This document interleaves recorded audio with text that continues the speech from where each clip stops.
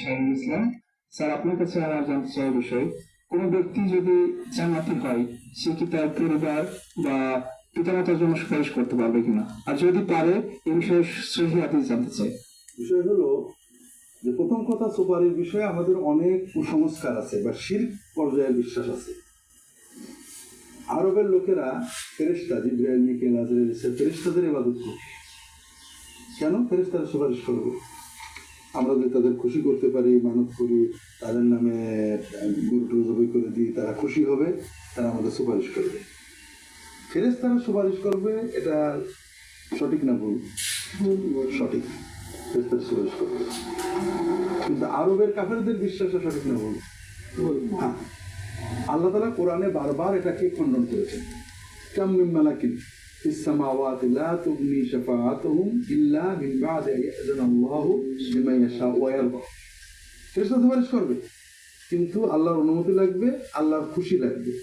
অন্য জায়গায় বলেছেন বাল ইবাদুম মুকরামুন লা ইয়াসুন আল্লাহ মা আমারুহু ওয়া ইয়াফআলুনা মা ইউমারুন ইয়ালামু মা বাইনা আইদিহিম ওয়া মা খালফাহুম ওয়া লা ইয়াশফাউনা ইল্লা লিমান ইরতাদা ওয়া হুম মিন খাশিয়াতিহি মুশফিকুন।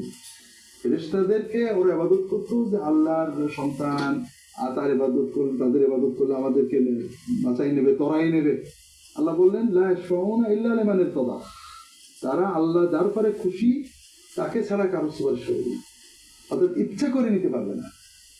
কাজেই শাফাআত সুপারিশের ক্ষমতা মানে ক্ষমতা না, এটা একটা অনুমোদন।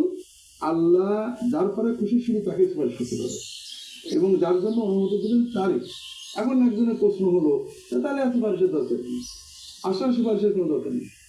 আমরা একটা প্রচণ্ড ভুল ধারণার ভিতরে আছি। আমরা মনে করি বাবা মা প্রিয়, সন্তান প্রিয়, পীর সাহেব প্রিয়, মৌলানা সাহেব প্রিয়, কিন্তু সবার চেয়ে প্রিয় কে? আল্লাহ। আমাকে সবচেয়ে বাবা দয়ালু, মা দয়ালু, পীর বাবা দয়ালু, অমুক দয়ালু, সবার চেয়ে বড় দয়ালু আল্লাহ। কাজে আমার মুক্তির জন্য আমার চেয়ে বেশি ভাবেন আল্লাহ। আমাকে হয় আল্লাহ নিজে মুক্তি দেবেন, আর নইলে কারোর মাধ্যমে মুক্তি দেবেন। শাফাআতটা হলো, যিনি শাফাআত করেন তার একটা ইকরাম। রাসূলুল্লাহ সাল্লাল্লাহু আলাইহি ওয়াসাল্লামের কাছে কেউ সাহায্য চাইলে রাসূলুল্লাহ বলতেন ইশফাউ তুজারু ওয়া ইয়াকদিল্লাহু আলা লিসানি নবিয়্যিহি বায়াদি নবিয়্যিহি মা ইয়াশা। যখন কেউ চাইতো বলে তোমরা সুপারিশ করবে, কেউ যদি আমার কাছে এসে বলে যে হুজুর আমার এই সাহায্য লাগবে, অসুবিধা, তোমরা বলবে যে হুজুর এটা ভালো মানুষ আমরা চিনি, আপনাদেরকে সাহায্য করবে, এটা তোমরা সওয়াব পাবে ভালো শাফাআতের জন্য। কিন্তু সিদ্ধান্ত আল্লাহ আমার মাধ্যমে। এই শাফাআত সুপারিশটা হলো, যিনি শাফাআত করবেন তার একটা ইকরাম, সে ভালো করেছে। যেমন রাসূলুল্লাহ সাল্লাল্লাহু আলাইহি ওয়াসাল্লাম মক্কা বিজয়ের সময় ঘোষণা দেবেন যে হারম শরীফ মক্কা কাবাগরের ভিতরে থাকবে সে নিরাপদ, যে নিজের বাড়িতে থাকবে নিরাপদ, যে আবু সুফিয়ানের বাড়িতে থাকবে আবু সুফিয়ানকে ইকরাম করা। আর রাসূলুল্লাহ কারণ মারবেন না, সব জায়গায় নিরাপদ করে দেবেন। আবু সুফিয়ান নামটা আবু সুফিয়ানকে ইকরাম করবেন। কথা বুঝেছো?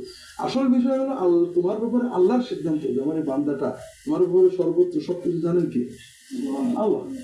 আল্লাহ যখন দেখবেন আমার বান্দা অনেক গুণা করে, কিন্তু ওর ভিতরে ওইখানে একটুকুটা ভালো ছিল, আল্লাহ হয় নিজে, না হলে কাউকে দিয়ে তোমার কি করবে। এই জন্য আদির বুখারী হাদিস আসছে, যখন সবার শাফাত ফুরিয়ে যাবে আর কারণ কোনো ক্রাইটেরিয়াতে কাউকে বাঁচাতে পারবে না, আল্লাহ বলবেন আমারটা বাদ হয়ে গেছে, এবার আমি আমার কিছু বান্দাকে জানি।